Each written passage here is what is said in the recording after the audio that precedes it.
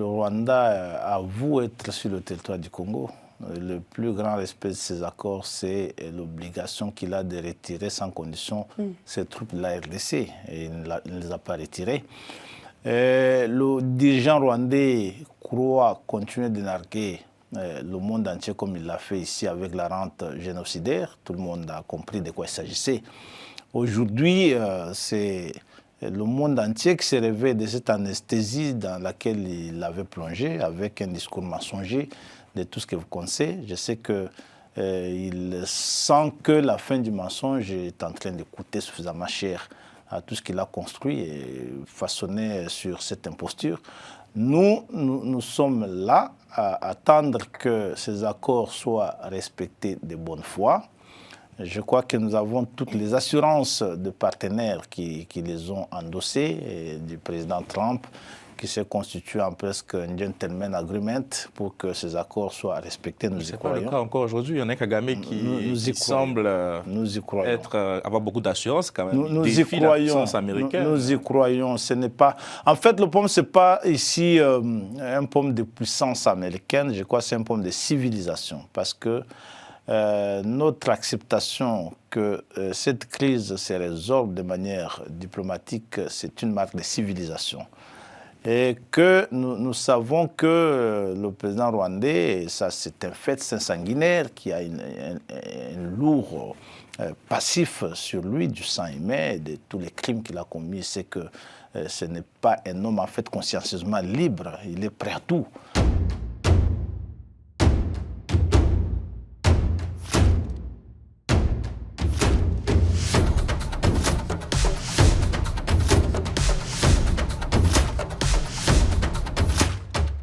Bonsoir à tous. Nous recevons ce soir dans notre émission le premier vice-président de l'Assemblée nationale de la République démocratique du Congo, son Excellence M. Isaac Jean-Claude Tshilumbayi Moussaïou. Bonsoir, M. le vice-président. Bonsoir, cher Khalid. Merci d'avoir accepté notre invitation pour vous interroger. Je suis en compagnie de ma consoeur Jemima. Bonsoir, Jemima. Bonsoir, Caroline. Bonsoir. Bonsoir, Madame Jemima. Ouvrons avec cette actualité, les négociations avec l'AFC 23 et le gouvernement en Suisse. Une discussion qui avait débuté à Doha, au Qatar, et qui ont été délocalisées en Suisse. Qu'est-ce qu'il faut retenir, M. le vice-président, de ce nouveau round de négociations? C'est comme vous dites, c'est un processus qui a commencé à Doha, qui continue et qui est en train d'envisager des possibilités pour sortir une fois pour toutes de cette crise qui n'a fait que trop durer. Je crois qu'à ce niveau, c'est des étapes par rapport aux engagements qui ont été souscrits avant, notamment sur des questions de réfugiés, des questions humanitaires, mais aussi la possibilité de libération des prisonniers. Voilà. Mais enfin, certains considèrent qu'on a une forme de surplace, les choses n'avancent pas concrètement. Je crois que c'est quasiment le 9e round des négociations. Là, par exemple, de ce qu'on a pu voir ce matin, certes, il y a le mécanisme de cessez-le-feu auquel associe désormais l'AFCM 23, la libération des prisonniers, mais ce sont des thèmes qu'on nous dit qui ont été déjà signés à Doha, mais inapplicables. Donc, au fond, est-ce que tout ça, ce n'est pas une manière de gagner du temps des deux côtés ? Non, mais moi je pense qu'il y a des avancées à notre niveau parce que sur ces différentes questions, le Conseil de sécurité des Nations Unies s'est déjà à maintes reprises exprimé. Il a posé des principes qui sont tellement clairs qu'on ne saura pas s'en passer. Ce qui est ici, je crois que le point de départ et le point principal, c'est que l'on respecte les décisions du Conseil de sécurité et il faut que les parties s'y préparent.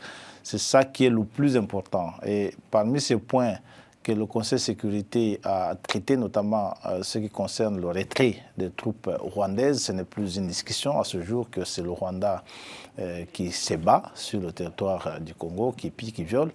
Et il est aussi essentiel de noter qu'il a été clairement recommandé au Rwanda de mettre fin à l'appui porté au M23, mais aussi de faire cesser les massacres qui se commettent dans la partie occupée de la République démocratique du Congo. Donc, le reste, ça peut être, comme vous dites, du sur place, mais nous, ce que nous savons, c'est qu'il y a des décisions prises par le Conseil de sécurité.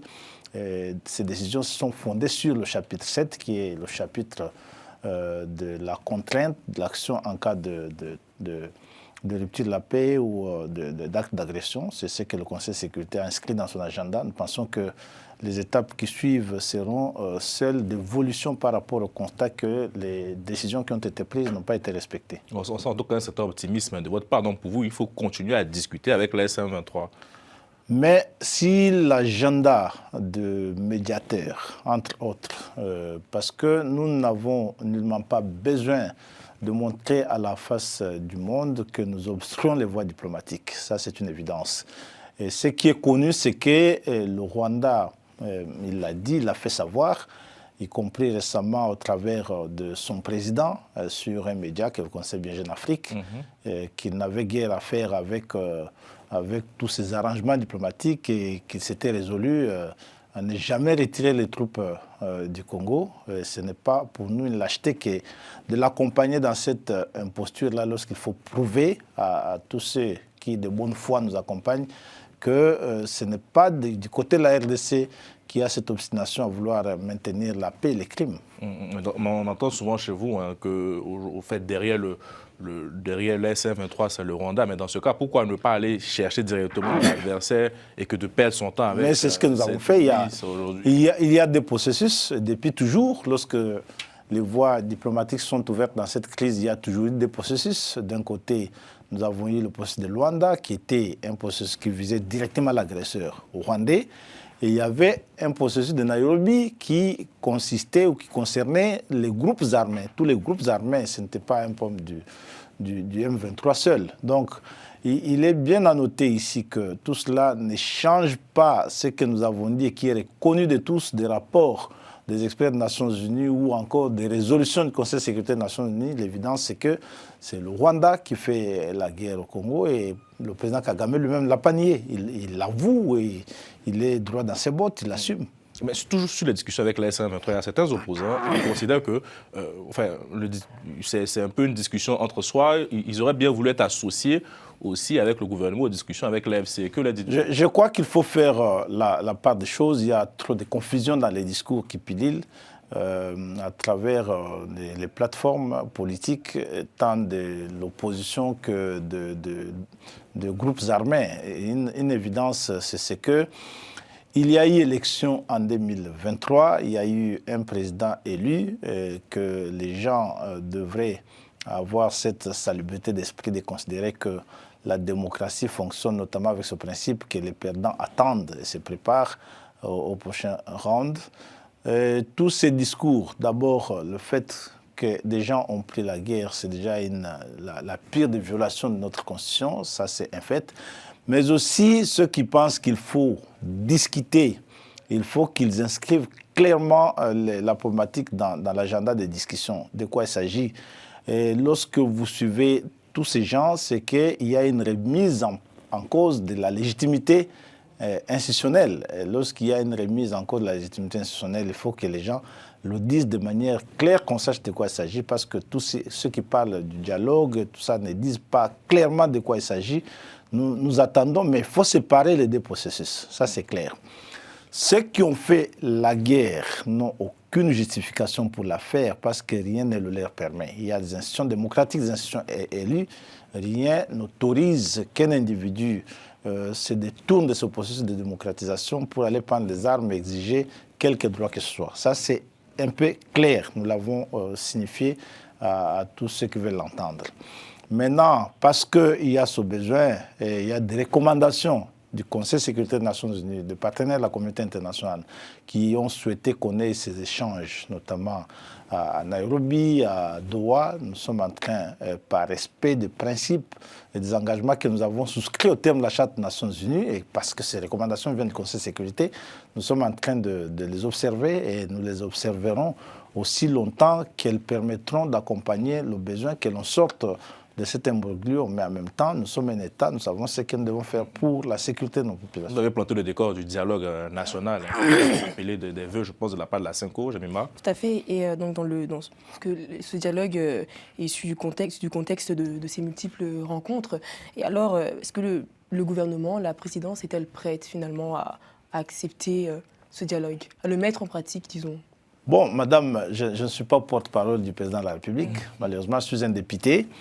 Et les questions de cette nature-là sont des questions, à mon avis, fondamentalement régaliennes, qui relèvent bien évidemment de la compétence du chef de l'État lui-même et de l'exécutif, notre gouvernement. Mais ce que je sais, moi, comme Congolais et comme membre d'une institution, l'institution législative, c'est que nous avons eu des élections.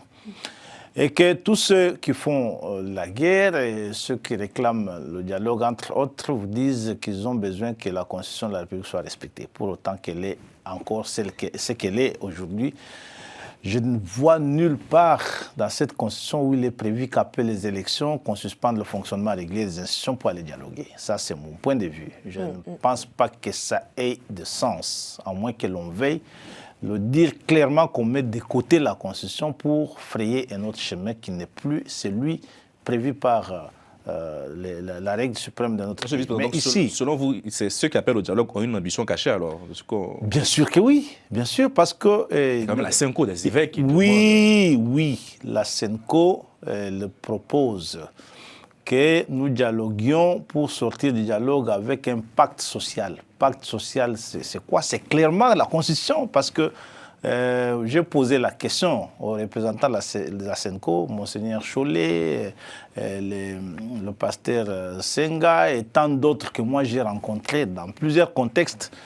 D'abord, lorsqu'ils vous racontent le projet du dialogue, c'est creux, c'est vide de sens. Vous leur posez clairement la question, dites-nous, c'est quoi le schéma qui permettrait que l'on dialogue et que l'on sorte la guerre, parce que c'est de cela qu'il s'agit, ils ne vous donneront aucune réponse. Je vous propose de les inviter un jour ici, de passage.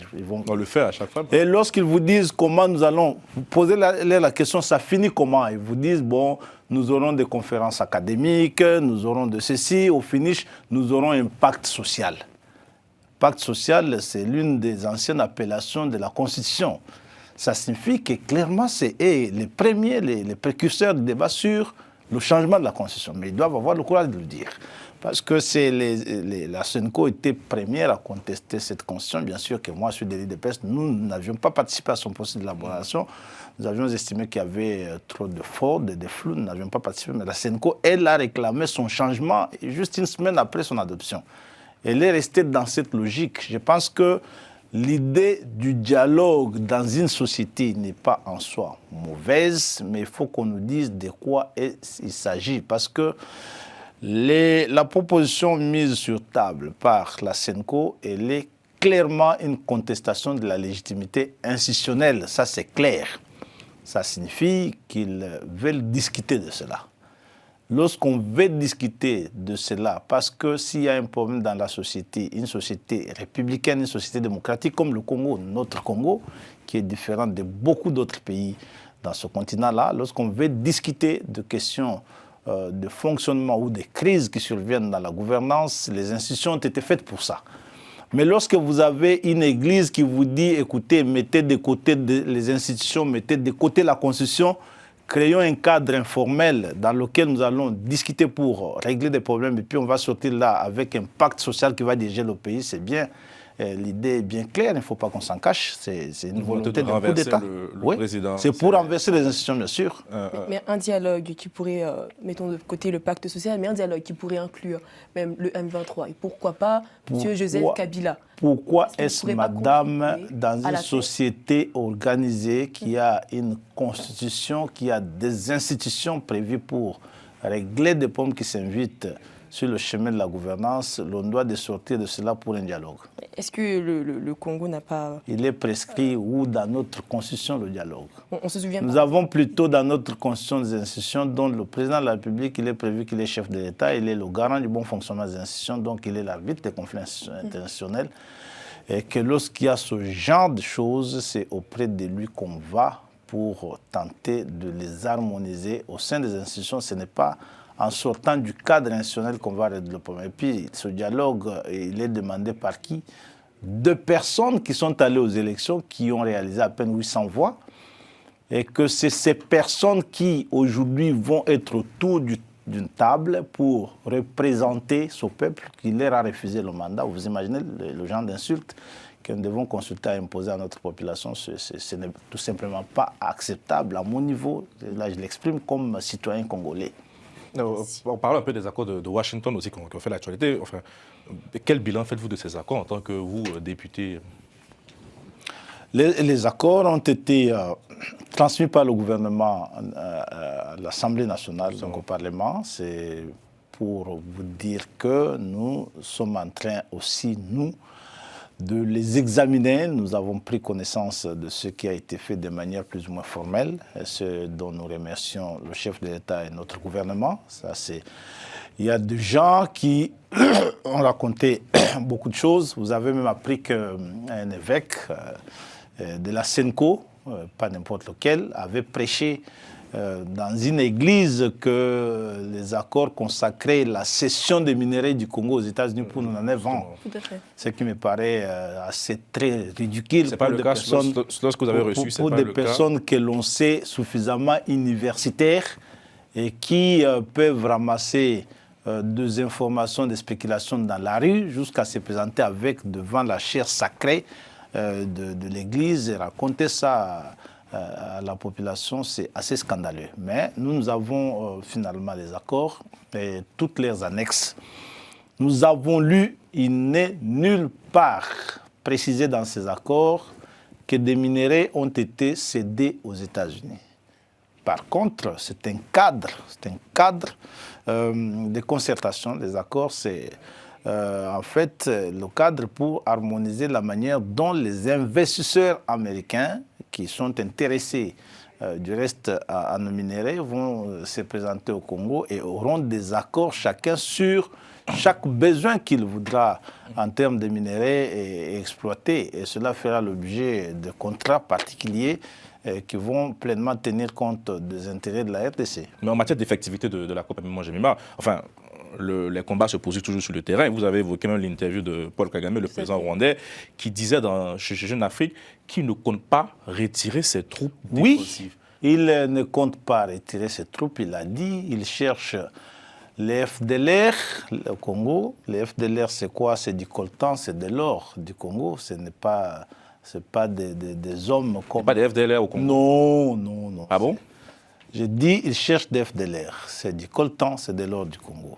Et vous savez que c'est un petit pays sous anesthésie qui vit de cela depuis 30 ans. Le Rwanda ne peut pas autrement fonctionner s'il n'a pas ces FDLR-là qu'il cherche, qui sont constitués du coltan, des terres rares, du bois et de l'or du Congo.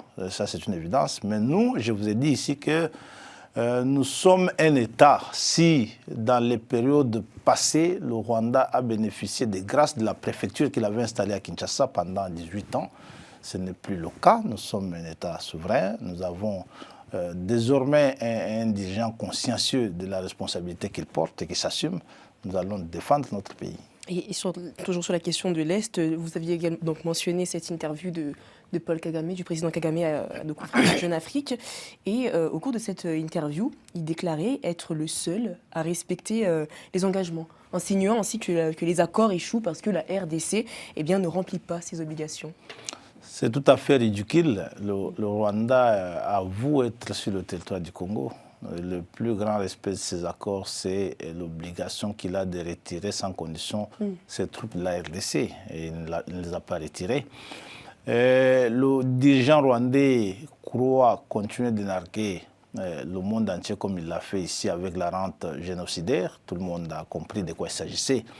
Aujourd'hui, c'est le monde entier qui s'est réveillé de cette anesthésie dans laquelle il avait plongé avec un discours mensonger de tout ce que vous connaissez. Je sais qu'il sent que la fin du mensonge est en train de coûter suffisamment cher à tout ce qu'il a construit et façonné sur cette imposture. Nous sommes là à attendre que ces accords soient respectés de bonne foi. Je crois que nous avons toutes les assurances de partenaires qui les ont endossés, et du président Trump, qui s'est constitué en presque un gentleman agreement pour que ces accords soient respectés. Nous y croyons. C'est pas le cas encore aujourd'hui. Il y en a Kagame qui semble avoir beaucoup d'assurance quand même. Nous y croyons. Nous y croyons. Ce n'est pas... En fait, le problème, ce n'est pas ici un problème de puissance américaine. Je crois que c'est un problème de civilisation. Parce que notre acceptation que cette crise se résorbe de manière diplomatique, c'est une marque de civilisation. Et que nous savons que le président rwandais, et ça c'est un fait, c'est un sanguinaire qui a un lourd passif sur lui, du sang humain, de tous les crimes qu'il a commis. C'est que ce n'est pas un homme en fait consciencieusement libre, il est prêt à tout, parce qu'il sait qu'il a un lourd passif, comme je le dis, et que nous n'allons pas entrer dans ce jeu-là. Nous n'allons pas entrer dans ce jeu-là. Ce que le Rwanda sait, c'est que face au Congo, sans cet appui qu'il défie là, il ne peut pas tenir. Et le Rwanda le sait. Donc pour vous, la reconquête des territoires occupés se fera que de manière diplomatique? Nous préparons tous les moyens auxquels un État sérieux recourt lorsque son intégrité territoriale est en jeu. Ce n'est plus le Congo d'hier. Je vous ai dit que le Rwanda a profité de la préfecture qu'il avait installée à Kinshasa parce qu'ils avaient le même combat. Et la preuve est là aujourd'hui. Kabila a quitté ici, il a rejoint le Rwanda pour faire la guerre au Congo. Et pour le moment, cette préfecture n'existe plus à Kinshasa. Il y a un Congolais qui gère le pays et qui est conscient de la charge qui l'incombe. Ça signifie que nous travaillons avec tous les moyens auxquels un État sérieux doit recourir. Nous faisons la diplomatie s'il est possible parce qu'elle nous permet d'épargner des vies humaines, notamment d'épargner les ressources nécessaires à la construction, à la survie de nos deux peuples par ailleurs, y compris le peuple rwandais qui n'est pas en guerre contre nous, qui est plutôt prisonnier d'une classe de dirigeants corrompus et voyous, mais aussi notre peuple. Et lorsque cela ne tient pas, c'est clair que nous préparons aussi notre armée à faire face à cela. Le pays nous appartient.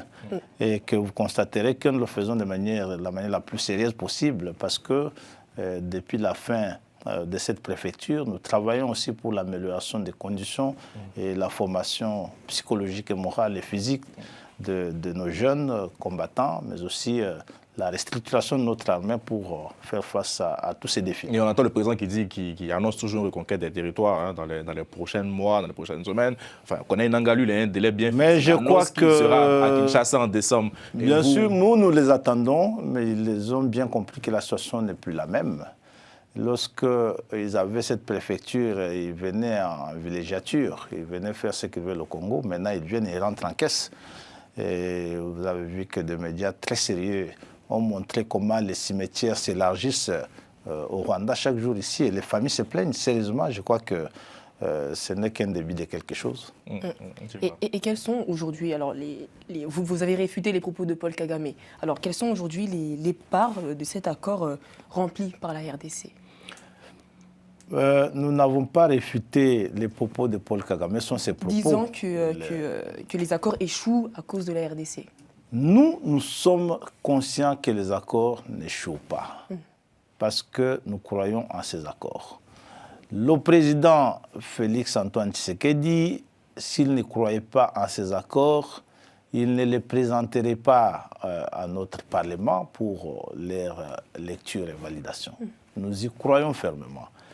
Et nous ferons toutes nos diligences possibles pour que ces accords réussissent, parce que nous avons confiance en des partenaires américains et autres qui les ont initiés. Nous leur faisons confiance. Donc nous croyons que ces accords vont réussir. Mais nous savons aussi que la détermination de Paul Kagame, c'est de les faire échouer. Parce que le Rwanda ne vit que de cette guerre, ça c'est une évidence. Et que face à cette détermination, nous préparons la nôtre. C'est ce que je veux dire par là. Donc nous ne sommes pas là comme à l'époque de la préfecture qu'il avait installée à Kinshasa, où nous attendons qu'il vienne taper sur nous et puis nous on subit. Préfecture, vous faites référence alors à Joseph Kabila. Bien sûr, bien sûr. Mais c'est très intéressant parce qu'on vous accuse, vous, les membres de l'UDPS, enfin, d'une sorte d'hypocrisie. Il était quand même votre allié en 2019. Au fond, il n'a pas contribué à renforcer un peu cette préfecture. Kabila n'a jamais été notre allié parce que nous sommes nés de la même idéologie, de la même philosophie. Notre peuple et notre constitution nous avait placés dans des conditions obligatoires où nous devions travailler ensemble. Parce qu'au terme de notre constitution, il faut la lire, elle est un peu différente de la constitution française. Chez nous, la politique de la nation est formulée ensemble, donc par le gouvernement de la République en concertation avec le président de la République. Ça signifie que lorsque vous avez l'obligation constitutionnelle de formuler la politique de la nation, il est impossible de diriger en cohabitation comme ça s'est fait en France. En France, vous constaterez que la Constitution est claire, la politique de la nation est formulée par le gouvernement qui l'exécute. Donc, il peut le faire sans le président de la République. Chez nous, c'est une contrainte constitutionnelle et que notre peuple, lorsqu'il a voté, il a choisi d'accorder la majorité à un camp et la présidence de la République à un autre, nous a obligés ainsi de faire ensemble cette politique de la nation. Donc, il ne s'est jamais s'agit, n'a jamais été question d'une alliance parce que nous sommes ni de la même philosophie, ni du même combat politique. Au-delà de l'aspect gouvernemental, il parle encore d'un accord qu'il le cachait, qu'il aurait eu entre lui et le président. Le ministre des Affaires étrangères parle de compromis à l'africaine. Il s'est généré de parler de ce genre de choses qui me paraissent ridicules. L'accord, de toute façon, s'il en existe un, nous lui avons déjà fait savoir que nous n'avions pas peur de le lire, qu'il le publie, qu'il le sorte. Et de toute façon, ce n'est pas de cela que notre peuple a besoin. Kabila, c'est un souvenir tragique pour ce pays-là, un mauvais exemple pour l'Afrique. Je crois que nous n'avons même pas assez de temps pour nous mettre à discuter de choses assez inutiles et remuer les plaies inutilement de gens qui ont suffisamment souffert de cette présence macabre au Congo. Donc, les accords et tout ça, nous en avons besoin qu'ils publient. Ce que nous savons aujourd'hui, que vous savez tous, c'est que l'agresseur perpétuel du Congo pendant ces 30 dernières années, c'est Kabila, parce qu'il a été désigné comme préfet pour prolonger la gouvernance criminelle de Paul Kagame au Congo. Parlons de l'accueil des migrants, une controverse qui s'intensifie dans votre pays après l'arrivée d'un premier groupe de 15 migrants expulsés des États-Unis dans le cadre d'un accord bilatéral de rapatriement des migrants dits en situation irrégulière, l'accord qui a été signé le 5 avril dernier et qui prévoit un accueil mensuel de 50 à 100 migrants. Comment réagissez-vous à cet accord? Est-ce que vous comprenez toute cette polémique autour de ce sujet? Non, je ne la comprends pas. Je ne comprends pas cette polémique parce que j'estime que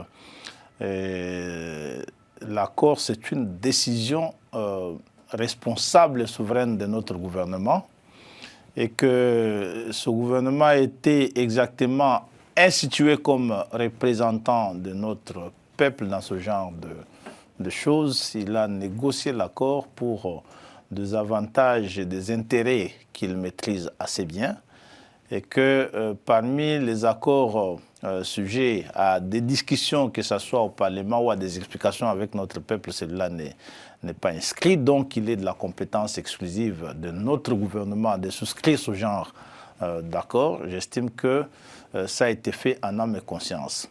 Et pour encore noter que cet accord est signé en toute responsabilité par notre gouvernement, je rappelle que le Parlement, au travers de son bureau, dont je suis membre, avait été pleinement informé de la signature de cet accord. Mais seulement que notre Constitution ne nous permet pas de le censurer. Je ne m'imagine pas que cet accord comporte de choses qui soient nuisibles à notre... Vous l'avez vu déjà ou pas?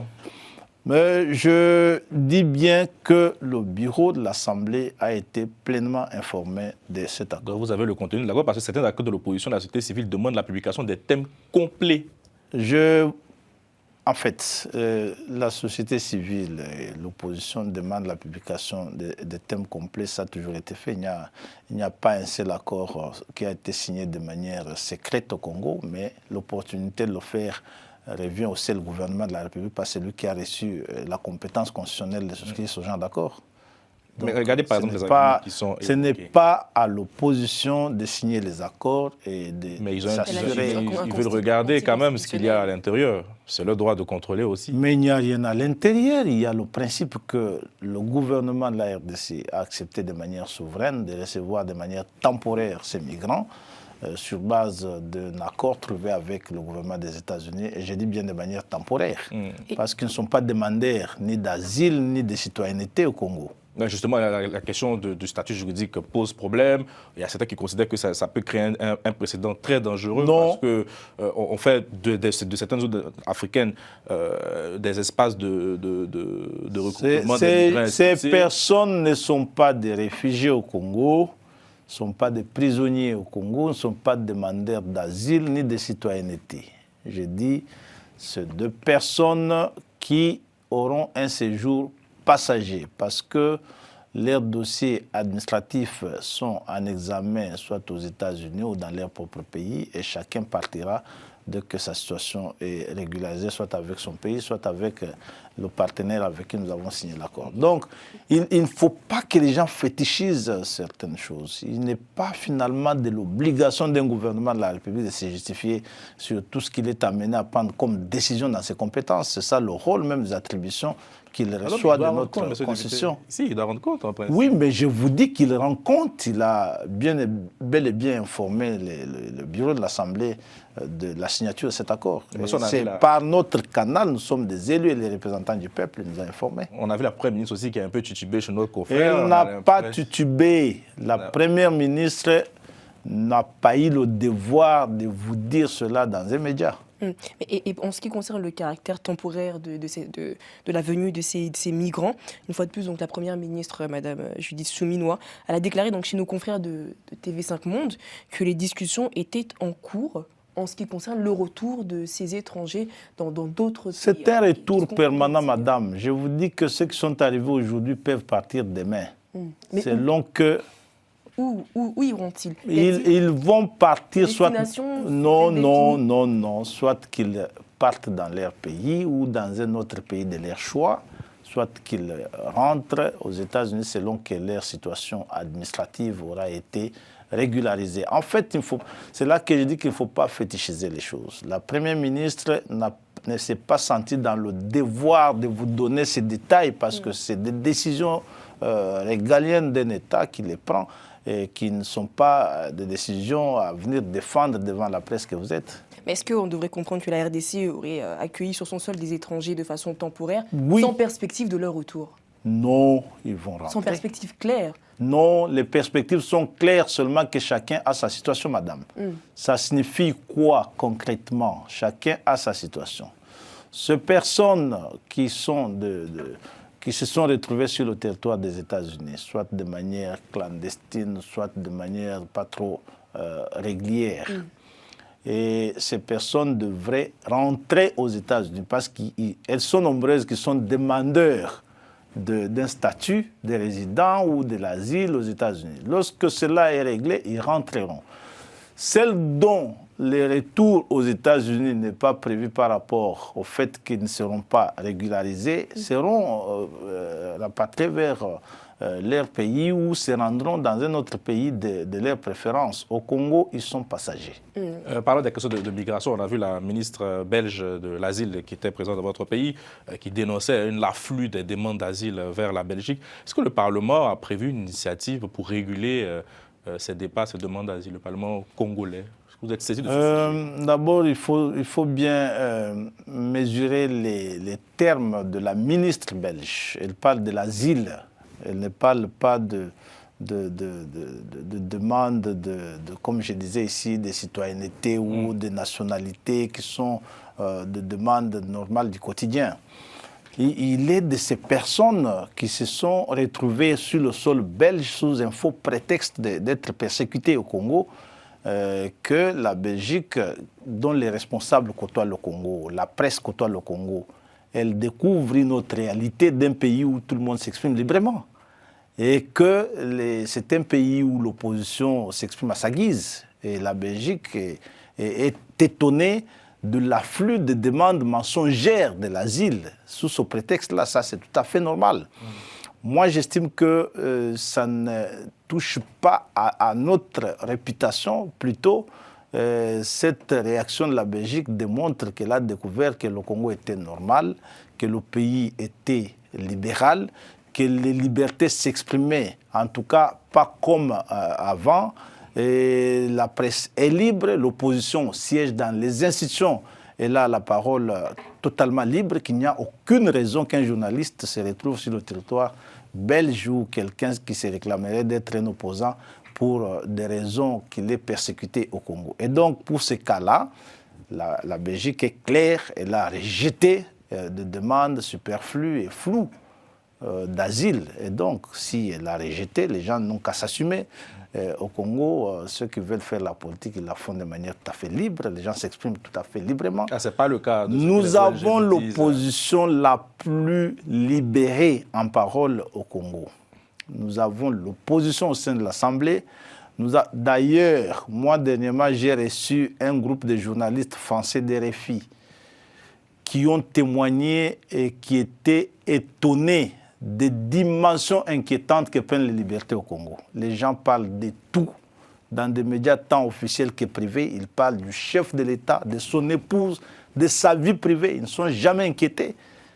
Et qu'il n'y a aucune raison aujourd'hui qu'un individu se retrouve en dehors du pays pour prétexter qu'il est persécuté et qu'il vient demander l'asile. Ça n'a aucun sens.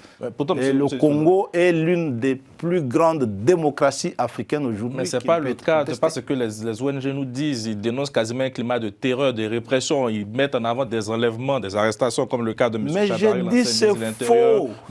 C'est faux. Sans procès depuis. Pourquoi ne font pas face à la justice Moi, j'estime qu'il faut que les choses soient claires. Enlèvement, ça signifie quoi? Ça signifie que quelqu'un a été ramassé, amené dans un lieu inconnu pour des raisons inconnues. Des personnes qui sont détenues aujourd'hui au Congo ont été détenues pour des raisons d'enquête sur des actes clairs qu'ils ont posés, soit contre la sûreté de l'État, soit contre les institutions ou contre l'indépendance et la souveraineté de l'État. Et que ces personnes n'ignorent pas cela. De preuves assez accablantes ont été trouvées sur elles. Et les enquêtes, lorsqu'elles sont diligentées par le parquet, elles peuvent prendre le temps qu'elles peuvent prendre parce qu'il y a des gens qui ont des complices. Il faut éviter qu'ils les rencontrent pour fouler les preuves et tout ça. Il n'y a rien qui s'est fait en dehors de la loi. Rien. Cela s'est fait et en France et aux États-Unis. Ce n'est pas une exception congolaise et ça s'est fait en toute transparence. Donc, ça, c'est des choses qui sont racontées ici. Nous vous invitons toujours au Congo et que lorsque vous parlez des ONGD, il n'y a pas d'ONGD sérieuses qui disent le contraire de ce que j'ai dit. Tout le monde qui arrive au Congo, qui a un séjour au Congo, est scandalisé par la liberté des libertés. Bien, on va parler maintenant de la révision constitutionnelle avec un appel lancé ce lundi 20 avril par l'Union sacrée de la Nation pour recueillir des propositions en vue d'une réforme de la Constitution. Une initiative qui ne fait pas l'unanimité au sein de la classe politique congolaise, notamment l'opposition, qui dénonce, je cite, une manœuvre de distraction face aux urgences sociales et sécuritaires du pays. Que leur dites-vous? J'ai lu le communiqué comme vous, lorsque je me retrouvais exactement à l'étranger. J'ai vu dans ce communiqué que c'est un communiqué du secrétaire permanent de l'Union sacrée. Oui. Donc, c'est une démarche informelle du secrétaire permanent de l'Union sacrée. Je l'ai dit, je l'aurais dit, je crois que lui-même aussi a clarifié ce propos. Qu'il était, où il est dans le besoin de recueillir les données à son niveau, qu'il pourrait éventuellement soumettre à la délibération du Présidium de l'Union sacrée, dont je suis membre, et que nous pourrons ensemble voir l'opportunité de les développer, éventuellement de les soumettre aux instances officielles, ce qui n'est pas le cas jusque-là. Mais j'estime que les gens en font de trop. Parce que si un Congolais réfléchit, et au moins ils ont le droit de réfléchir, de vous dire on ne peut pas réviser la Constitution, on ne peut pas modifier la Constitution, ce qui est un droit tout à fait acquis pour quiconque est Congolais et doit l'exprimer. Mais c'est lorsque quelqu'un dit le contraire qu'ils estiment qu'il n'a pas le droit de le dire. Non, il faut laisser aussi ceux qui pensent qu'on peut modifier la Constitution le dire parce que c'est un droit démocratique dans un pays qui se veut tel. Mais il faut laisser ceux qui pensent qu'il faut changer la Constitution le dire. Et ça n'insulte personne. Et parce qu'au finish, c'est notre peuple qui va décider de tout cela. Et qu'il va le faire s'il faudra dans des conditions démocratiques. Nous sommes un pays... Mais vous appelez à changer la Constitution. Moi, je dis que cela ne représente aucun tabou si on venait à changer la Constitution. Parce que c'est un texte comme les autres et qui répond de l'assentiment d'un peuple qui est souverain. S'il pense que sa Constitution n'est plus celle qu'il souhaite avoir, il la change. Il n'aura offensé personne. Et donc, il ne faut pas, cette fois-là, prendre des choses qui sont tout à fait normales comme des tabous. On vous parle, moi je suis des opposants, comme vous dites, ils sont là, ils s'expriment au Congo, qui appellent même à renverser les institutions en cas de modification de la Constitution. Et ils le disent au Congo, ils ne le disent pas hier, ils n'ont jamais été inquiétés parce que nous estimons que c'est un débat démocratique. Chacun peut le faire à la manière qu'il veut. Mais modifier la Constitution d'un pays, c'est quel tabou? Il n'y en a pas. La Constitution elle-même a prévu qu'on la modifie. C'est dit dans la Constitution. Mais modifier la Constitution à l'approche de la fin d'un mandat peut donner l'impression qu'on veut paver la voie vers un troisième mandat. La Constitution n'a pas dit en quelle période on la modifie. Mais on peut interpréter. Non, j'ai dit qu'il faut rester sérieux cette fois-là pour ceux qui pensent que c'est un tabou. La Constitution de la République démocratique du Congo n'a pas dit qu'on ne modifie pas en fin de mandat. Elle a plutôt dit qu'on ne modifie pas lorsqu'il y a état de siège, on ne modifie pas lorsqu'il y a intérim. Elle n'a pas dit qu'on ne modifie pas en fin de mandat. Elle a fait l'objet d'une modification. En 2011, c'était exactement en fin de mandat. Parce que le mandat s'est terminé en 2011 et l'élection s'est terminée en 2011. On l'a modifié en 2011. Ça signifie que logiquement, on peut la modifier en fin de mandat, ça ne pose aucun problème. Encore qu'en 2011, on l'a modifié même dans son versant, je dis toujours le plus radical. On a touché jusqu'à l'article 220 qui consacre des matières verrouillées, là où la Constitution dit qu'on ne les modifie pas. Donc ça ne pose aucun problème. Moi, je suis très à l'aise comme Congolais. Si je me lève, je dis qu'il faut modifier la Constitution parce que je n'aurais offensé personne. Donc, vous comptez prendre l'exemple sur Kabila et modifier la Constitution à la fin J'ai dit que ça n'offense personne. Oui, non, vous prenez l'exemple sur Kabila. C'est régulier, c'est constitutionnel. Vous avez des gens qui vous disent on veut changer de la Constitution. C'est quelle infraction si on veut changer de la Constitution? Si quelqu'un, un Congolais, exprime le vœu qu'il faut changer de la Constitution, où est-ce qu'il est dit dans notre Constitution qu'on ne change pas de la Constitution? Non, c'est votre droit. Mais est-ce que ce n'est pas une manière de paver la voie vers un troisième mandat du président? Pourquoi est-ce que les gens pensent que c'est pour avoir un troisième mandat? Et si le peuple veut qu'il modifie cette Constitution pour avoir un troisième mandat, c'est quelle offense? Et alors, en ce qui concerne c'est souverain. La Constitution elle-même, elle prévoit que le peuple qui l'a adopté au référendum, il a cédé des compétences multiples à ses représentants, dont la compétence de modification de la Constitution et certaines compétences, il y a des compétences qui sont réservées. Lorsque, par exemple, il dit que pour la cession ou la jonction du territoire, il faut revenir vers moi, le peuple souverain, ça, il se l'est réservé. Et lorsqu'au finish, il dit la souveraineté, elle m'appartient. Donc le peuple, il a tout cédé à nous, ses représentants. Mais il a dit la souveraineté, je me la réserve, je l'exprime, je l'exerce moi-même, soit au travers de mes représentants que vous êtes, soit moi-même. Et dans quel contexte le peuple peut exprimer sa souveraineté si ce n'est pas dans le changement de la Constitution? Il peut le faire, et c'est constitutionnel, c'est démocratique. Est-ce que vous comprenez tout de même les doutes, les accusations de l'opposition en ce qui concerne cette intention de briguer un troisième mandat? C'est des accusations fantaisistes, madame. Mais lorsque nous observons des apparitions des membres de la majorité, notamment donc Augustin Kabouya, la vice-ministre de l'Intérieur, Génie Tchela-Kamba, ou encore le ministre des Sports, Didier Boudimbu, qui vont tenir des discours visant au maintien du président à la tête de la RDC, est-ce que vous ne comprenez pas aussi ces interrogations? Moi, je ne vais quand pas, le président reste silencieux. Je ne vais pas discuter sur le sexe des anges, madame. Aujourd'hui, la Constitution que nous avons, elle est celle-là. Elle dit que le président fait 2 mandats, point et trait, n'est-ce pas? Si demain nous avons une autre qui n'empêche pas au président de faire un autre mandat, c'est celle-là que nous appliquerons, pour autant qu'elle ait été adoptée par le peuple dans sa souveraineté. On ne va pas appliquer autre chose. Nous n'écartons donc pas l'intention d'un troisième mandat. Bien sûr, ça ne sera pas un troisième mandat, ça sera un mandat parce que le peuple aura décidé dans sa constitution qu'on peut se présenter aux élections. Et donc, en parlant du peuple, c'est là que moi je voudrais vous dire qu'il faut rester dans le débat démocratique. Et le débat démocratique voudrait, que rien n'interdit aux Congolais de modifier leur constitution, ça c'est un.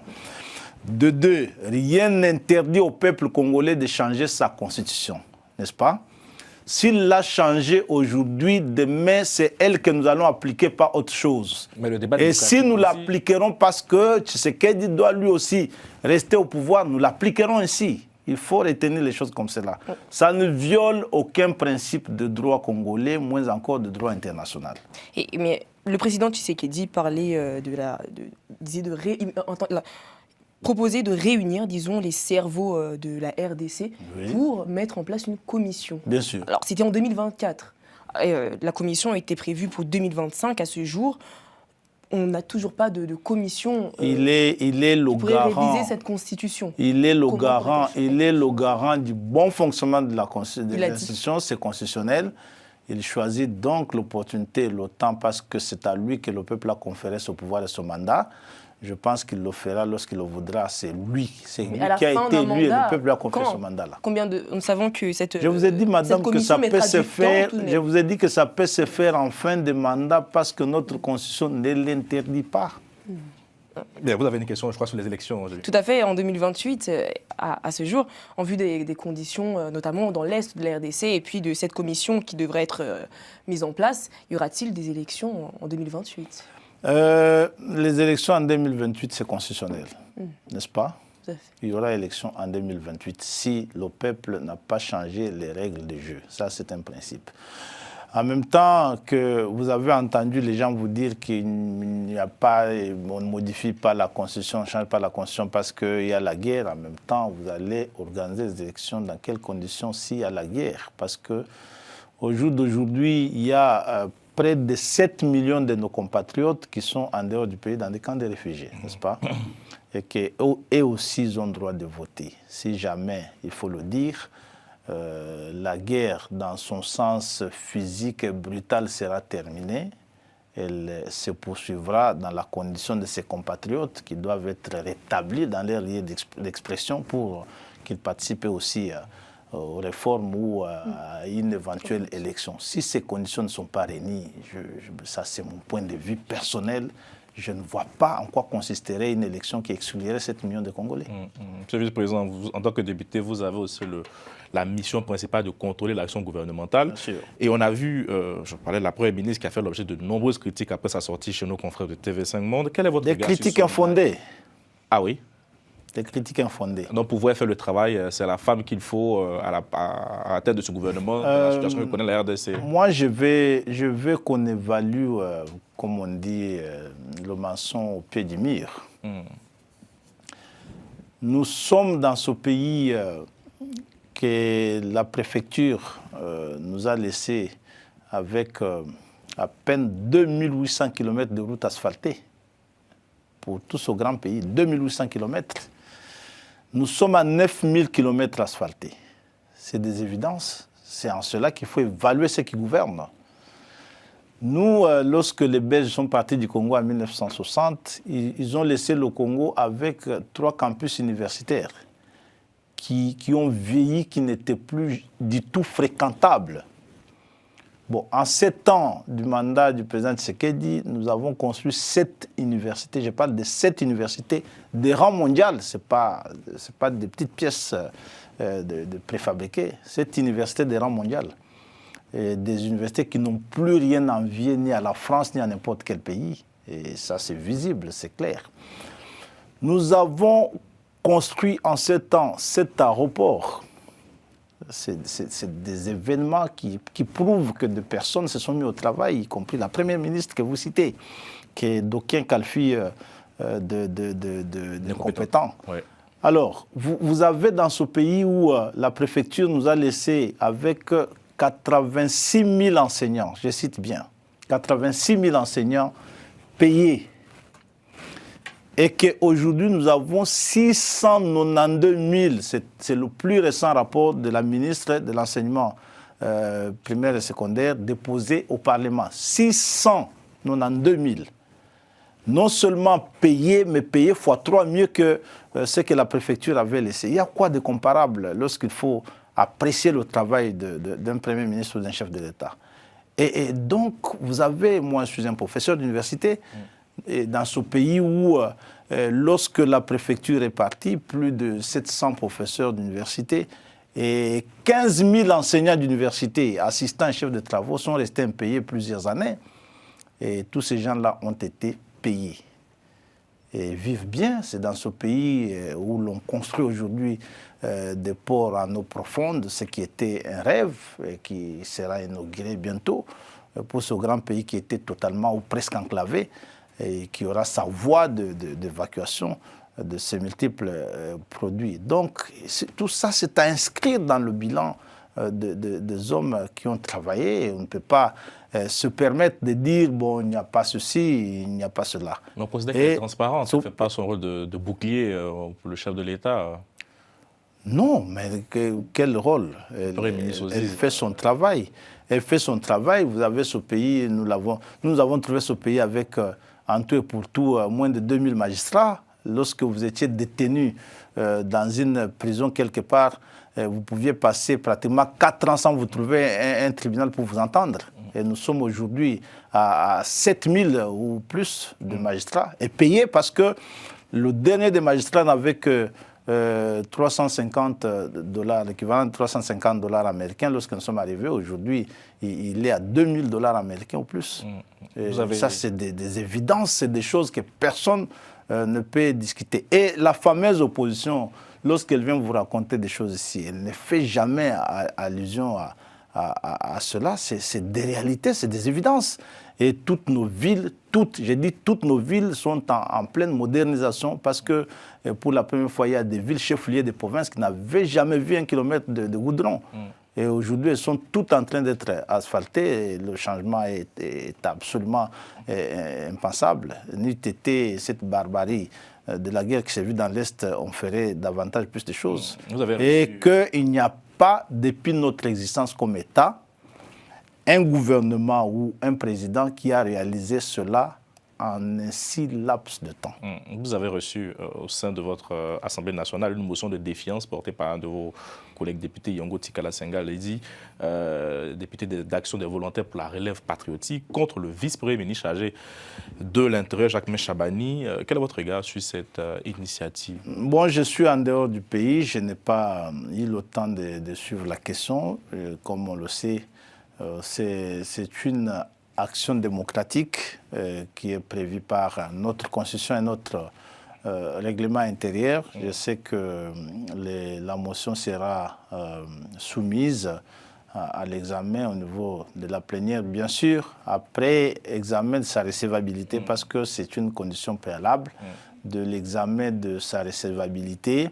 Entre autres, le fait qu'il faut qu'elle réunisse un 10e de signatures de membres composant l'Assemblée nationale. Ça signifie donc 50 signatures au moins, et que ces signatures soient valables.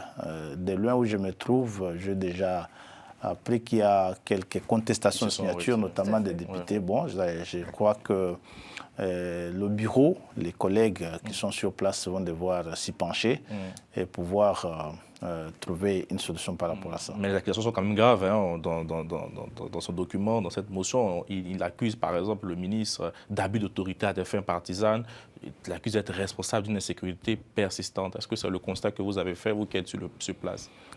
Bon, il faut noter que l'insécurité, ça existe. Ce n'est pas le seul baromètre sur lequel il faut apprécier un ministre.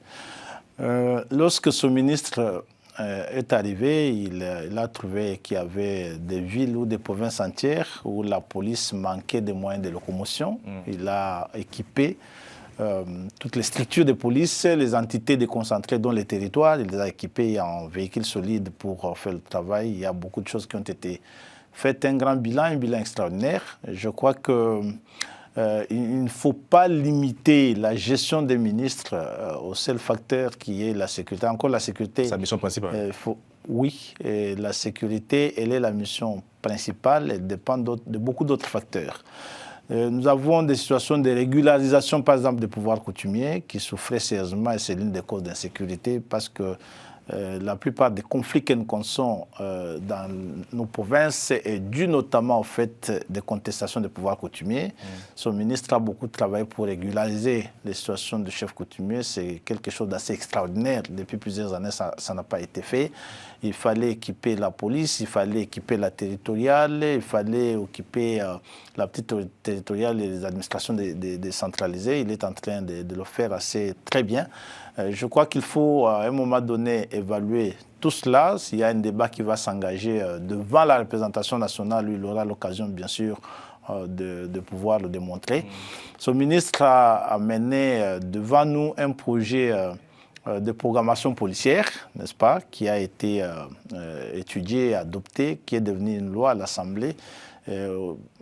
À cette occasion, il a aussi introduit une demande de suffisamment de fonds pour la mise en œuvre de cette loi de programmation policière, ce qui n'a pas encore été fait. Je crois que cela aussi, c'est de notre responsabilité comme Parlement de le faire. Et il pourrait trouver en cela autant de justifications pour peut-être démontrer qu'il n'a pas été en mesure de faire ceci ou cela à cause de ce qu'on n'a pas mis à sa disposition les moyens. Quoi qu'il en soit, je m'inscris dans la logique d'un exercice démocratique normal et que je ne trouve même pas pourquoi ça devait faire l'objet de toute cette polémique. Mais monsieur Jacquemain Chabani, en ce qui lui concerne, des voix vont se lever pour se demander s'il a encore sa place au sein du gouvernement. Pourquoi? Parce que on verra une insécurité croissante, notamment avec le phénomène des Koulouna. On verra également... C'est l'inverse, madame. Le phénomène des Koulouna, j'en sais quelque chose. Il était récurrent, il a été systématiquement réduit par l'action de son ministre. C'est différent lorsqu'on parle d'insécurité. C'est vrai que ceux qui en parlent ne précisent pas de quel domaine précis il s'agit. Mais ce que je sais, vous avez parlé du phénomène Koulouna, il a été sensiblement réduit par l'action de son ministre avec une opération Ndobo qui a très très bien fonctionné. Et je sais qu'il y a d'autres facteurs qui insécurisent nos populations, il faut le reconnaître, notamment la recrudescence du banditisme en main armée, ça c'est une évidence. Et il y a du travail qui s'est fait là-dessus, il y a des moyens qui ont été demandés. Et je crois qu'ils sont en train d'être alloués pour que ce travail soit efficace. On est pris par le temps. J'ai une dernière question pour vous en tant que parlementaire, surtout vice-président de l'Assemblée nationale. Certains Congolais considèrent, au regard de l'actualité parlementaire, la démission du président Vital Kamerhe, de Modeste Bahati, que le Parlement est devenu un endroit de règlement de compte de la classe politique congolaise. Est-ce que vous pouvez confirmer ces propos? Est-ce que c'est un peu la jungle au niveau du Parlement aujourd'hui? Non, non, non. Le Parlement n'est pas la jungle. Nous avons un règlement qui nous lie. Il est assez strict. Je crois que dans tout ce qui est fait, nous tentons de le respecter. J'ai entendu des questions m'ont été posées, notamment sur le fait que le bureau de l'Assemblée, par exemple, n'a pas soumis au débat la motion qui a été déposée contre le premier vice-ministre, ministre de l'Intérieur, Jacquemain Chabani. Eh bien, le règlement se plaît de dire que la motion ne peut pas donc être débattue avant 48 heures. Ça signifie qu'elle ne peut être débattue qu'après 48 heures. En tout cas, le règlement n'a pas dit 1 minute après 48 heures ou 2 minutes après 48 heures. Donc, ce que le règlement interdit, c'est de débattre 48 heures avant. Donc, juste dans les 48 heures qui suivent le dépôt. Et on ne peut pas considérer le Parlement est devenu un lieu d'anarchie, tout ça. Il y a un texte qui nous régit, que nous tentons de respecter de manière scrupuleuse. J'ai ici insisté que c'est du droit d'un député d'initier les actions du contrôle parlementaire pourvu qu'ils s'inscrivent dans le strict respect du règlement. Et c'est ça que le bureau a la charge de vérifier, parce que la recevabilité, c'est le bureau qui l'a fait. C'est ça que le bureau a la charge de vérifier. Lorsque le bureau vérifie et qu'il trouve que c'est recevable, il soumet au débat de la plénière. Et ça, ce n'est pas de l'anarchie. Les députés, partout au monde, ils ont un style qui correspond à cette expression assez libre, assez libérée. Lorsque ça s'est fait ailleurs, ça s'appelle démocratie. Si ça s'est fait au Congo, ça s'appelle anarchie et ça, c'est pas très bon. Nous sommes... C'est intéressant, c'est dans votre cas en plus que vous vous attaquez, on a l'impression. Mais c'est le message même que vous compreniez combien la démocratie règne dans ce pays-là. Ça signifie que les membres d'une famille politique sont en mesure de s'attaquer au vice-premier ministre, ministre de l'Intérieur de ce pays-là.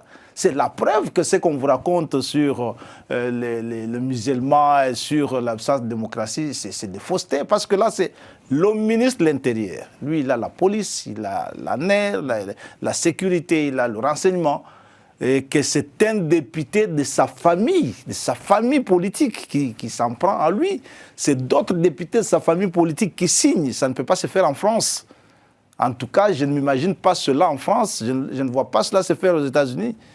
C'est une exception typiquement congolaise qui reflète la grandeur et la vivacité de la démocratie. Ça, vous devez le témoigner. Ça finit souvent en excuses quand même, en excuses et en démission. Mais vous avez j'ai quand même une question, une question sur les salaires des représentants politiques. Des représentants du peuple. En France, ils touchent combien d'argent? Le peuple congolais. Et oui, alors, dites-moi, en France, ils touchent combien? Ma question consiste dans je l'ai dit dans les salaires, mais des voix vont dénoncer que ces salaires sont exorbitants. Alors, je vais bien, madame. Vous demandez combien touchent les représentants du peuple en France. Je vais bien. La situation ils touchent combien en France? Permet-elle des salaires exorbitants? La situation, par exemple, dans l'Est de la RDC, notamment, par exemple, cette police, parfois, qu'on dénonce d'être corrompue, qui manque de moyens, est-ce que l'argent ne pourrait peut-être pas être versé dans d'autres secteurs? Ils touchent combien en France? Je vous laisse me répondre. On m'a dit que la somme de tout ce qu'ils touchent ici avoisinerait les 100 000 euros. Par mois?